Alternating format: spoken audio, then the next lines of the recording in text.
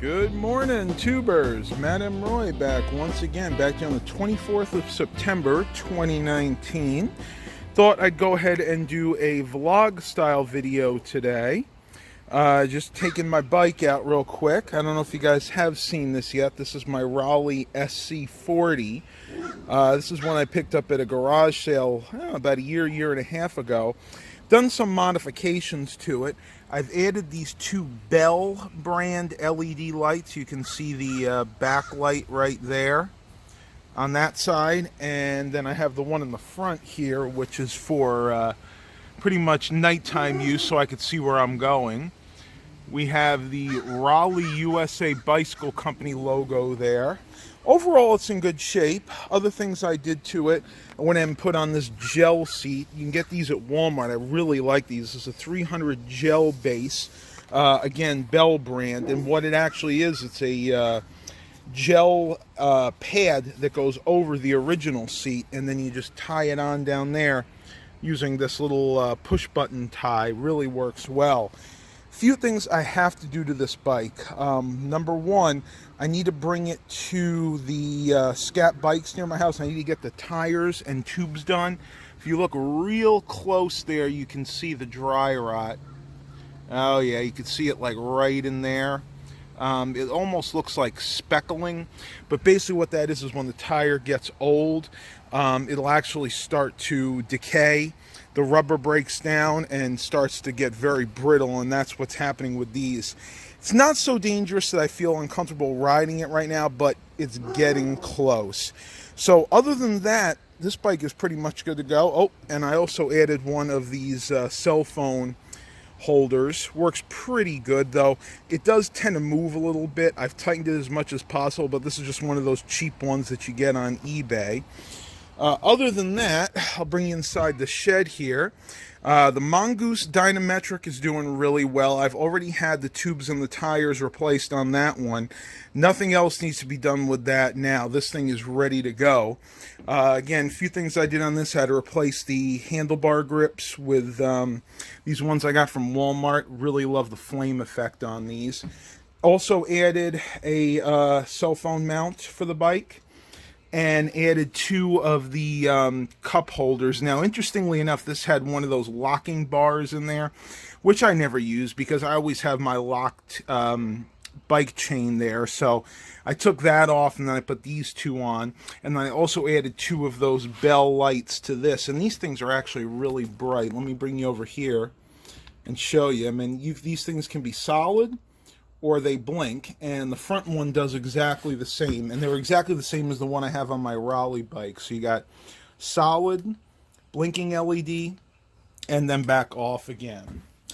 And Mom's got her bike there, and then Dad's got his little cheapy bike back there, which we need to go ahead and also put lights on his bike so he'll be able to ride at night. Mom's bike has the same lights as my two do. Now, what I'm going to hopefully be doing today is picking up my third bike, the Schwinn Ditch 3.0. That bike should be available for pickup today. I have it over at Scat Bikes, also getting new tubes and tires. So this has got new tubes and tires. That's going to have new tubes and tires. And then once I pick that up, I'm going to drop my Raleigh bike off, and that is also going to have new tubes and tires. So I should be ready to go with all three of these bikes. All right, everybody, heading over to the thrift store on the Raleigh SC40. Hopefully this is pretty steady. I've done this once before with the GoPro, and the video came out pretty decent, but I've never used my cell phone to film this. Wow. The tires on this, believe it or not, actually still feel really good, even though they are pretty worn out at this point. This bike has definitely seen a lot of heavy use, but it was taken very good care of, and that's really the most important thing. A bike can be 10-15 years old and have seen heavy use, but as long as you maintain it, it'll last you almost indefinitely. Now, this bike, I've done a few other things. You know, I've greased the chains, I've adjusted the brake pads on this, but it's really minimal, the work that you have to do to keep a bike in good condition. but it's really worth it because, you know, this bike brand new was probably about $350, maybe $400, and I picked this up at a local garage sale for $25, needing very little work, and I've actually gotten a year of use out of this bike before I really had to do anything major, i.e. getting the tires and the tubes replaced. So I'm going to pause this vlog because I need to concentrate on the road, and I'll talk to you guys on the flip everybody side. Just got back from my bike ride. It's 10:05. Did about 10, maybe 10 and a half miles. I didn't actually track it this time, but I've done this route enough to know that's approximately what it is. Yep, I'm being safe. Got my helmet on. The Raleigh SC40 did great on the trip. I went to the thrift store, really nothing there. But then I went to Aldi and I picked up a few items. So I'm going to go ahead and pause this, turn you guys around, show you what I got at Aldi. Talk to you guys in a minute. All right, so before I show you guys what I got at Aldi, I have to give kudos to Targus, and no, they are not sponsoring this video, but I love their backpacks. I picked this up when I was in Wellsville, New York, and I think I paid about $10 for it. I've had this backpack for almost a year, and it is well worth it. It has so many different cubbies. It's got a little net there, got a little thing there, which I keep some of my napkins and things in. It's got a little zipper part here that I keep all my extra change in for when I need it, mostly at garage sales. And then it's got a little compartment here, which I really hardly ever use. It's got this one here, it's got a zipper part here, and it's got a zipper part in the back. Now this originally would have been designed for a computer, like a laptop or a transportable, but it really works well for my purposes too. You can see got a little storage space there. And I think, let me see if I could find what I did with my Aldi purchases. They are right in here. First thing I picked up was this Crofton faux wood knife. We have the hardest time keeping good knives in the house, sharp knives. And you can see this has the little indents for when you're cutting cheese so the knife doesn't stick to the blade. Also works really well for cutting meats and vegetables as well. I think I gave $5 for that, and you can see they show cutting different types of peppers, onions, and carrots and things like that. So have to give that a try later. Also picked up some bananas. Now, it depends on your Aldi. Some of them do not have the greatest produce, and I'm going to have a hard time getting this out. Ah, there we go. But ours does. Ours gets the Chiquita bananas. They're about 38, 39 cents a pound. So this really only costs me about $1.50. And I like it because I get them when they're green, give them a few days to ripen up, and they really, really taste good with my farina or the oatmeal that I eat. Now, interestingly, one thing I've noticed with bananas, they always seem to have that number 4011. I wonder if that's a universal number for all grocery stores, like a produce number. You guys out there will have to tell me if that's the case, but every grocery store I go to, bananas seem to always have that produce number 4011. And what else did I get? Last but not least, got some Chef's Cupboard cooking stock, fat-free vegetarian vegetable stock. I actually add this to my 15-bean soup because it gets kind of thick, and this is a great addition to it. I use this to kind of thin it up, and it actually gives it a decent amount of flavor. But one thing you have to watch with this, you could see it has a lot of sodium. One cup, or in other words, one serving has 570 milligrams. That's 24% of your daily recommended allowance of sodium. So if you guys are and gals out there are on a low sodium diet, make sure you stay away from this. Though they do offer a low sodium version that I usually get, but unfortunately they were out today. So that is my Aldi pickups for today. I'm gonna go inside, make myself a little bit of lunch, kind of relax a little bit, see what the rest of the day brings, and I'll talk to you guys on the flip side. All right, tubers, back inside. I just tried the Crofton knife I got from Aldi. I love that faux wood handle. I think that's really cool. It's like a walnut handle.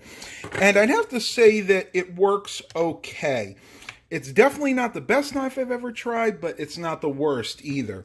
I actually had a tomato that was really soft, and that's about as thin as I was able to cut each slice. I would say that's maybe a quarter of an inch to a half an inch. any thinner and the tomato would have just mushed into nothing. And again, that's because the knife isn't quite as sharp as a really good one would be. But you know what? It's better than the ones that we have been using. The knife I've been using before that, if I can find it in this mess, was this one right here. And I don't even know what brand this is. This just says stainless steel China. So I think this is probably something that came from the Dollar Tree, and this has got a serrated blade on the bottom, if you can kind of see that. And that's not really designed for cutting thin little slices like that. You really need something that has a smooth, sharp edge like this. And I must say that the little indents definitely help prevent the tomato from sticking to the side of the knife, and that's what happened with that other one. Sometimes you would actually get halfway cut, the tomato would stick and it would just tear it. So basically you would wind up with a tomato ball, or a mushed tomato, if you will. But I'm going to have to give this product maybe 6 out of 10. The only way it would get a higher rating is if it was a little bit sharper. And we can try to sharpen it up a little bit, but that's always going to be a problem with these cheaper knives. They may be sharp for 2 or 3 months and they get dull again, and then you have to sharpen them up. But eventually the blade will wear down to where it's just not worth sharpening anymore. So my advice to you, probably go ahead and get yourself a really good set of knives. Don't even bother with things like this, because chances are they're really only going to last you maybe a few months. All right, tubers, it's getting on lunchtime. I'm going to make myself some lunch. We'll see what the rest of the day brings, and I'll talk to you guys on the flip side. All right, tubers, let's sit outside. I wanted to chat with you guys for a little while, kind of get serious. I know I don't always get serious on this channel, but I think it's time for some serious talk, we should say. You guys have been asking what my future plans are, and I mentioned about a year ago that I was planning on moving up to my uncle's place for a while, and then renting a house that his neighbor is refurbishing. Well, that plan is still a go. The only problem is I'm waiting on the neighbor to finish that house. Matter of fact, he hasn't even really done much at all with it since I talked to you guys about this last, maybe about a year ago. So that plan is going to be pushed probably another year. So I'm going to have to probably wait till next summer to be able to do that. But something really cool did come up. A lot of you probably know by now that there is a variety store called the New Five and Dime in downtown Greene. It's run by Mike, and he's a really nice guy, and his wife. And they do a great job there. They sell like liquidation groceries, bulk groceries, for very, very good deals. Well, something is happening that is really cool, and I am going to be working with them on a new project. I can't say what it is. He doesn't want me to, but I will tell you guys that it's going to be a big change for me, something that I have not really done in the past. So wish me luck on my new venture. Now, it will mean that I have to stay up there for probably close to a month to start with. But what I'm going to do is I'm going to be taking the Tahoe up there, because I'll need that to help them with this project. And then I'll probably go ahead and stay up there for about a month. So we're talking pretty much looking maybe the entire month of November, and then probably come back sometime early December. It's a temporary deal, but it's something that'll be very rewarding, and it'll give me a lot more life experience. So wish me luck. Hopefully everything goes according to plan. As far as I know, everything is still a go, but I'll go ahead and update you guys if the situations change. Well, I know I said I was going to eat some lunch, which I haven't actually done yet. It's about 11 o'clock. And since I ate breakfast around 7:30 this morning, I wound up eating lunch around 11. Then I'll probably have my dinner at 3:30. So I am definitely going to pause this vlog. Not sure what else we're going to get up to today, but I'll talk to you guys on the flip side. All right, tubers, I'm out with the Tahoe here, and I was going to show you guys this last time, but I totally forgot. And it doesn't happen every time I drive it, but it's starting to happen more frequently. If you notice, my anti-lock ABS light is on.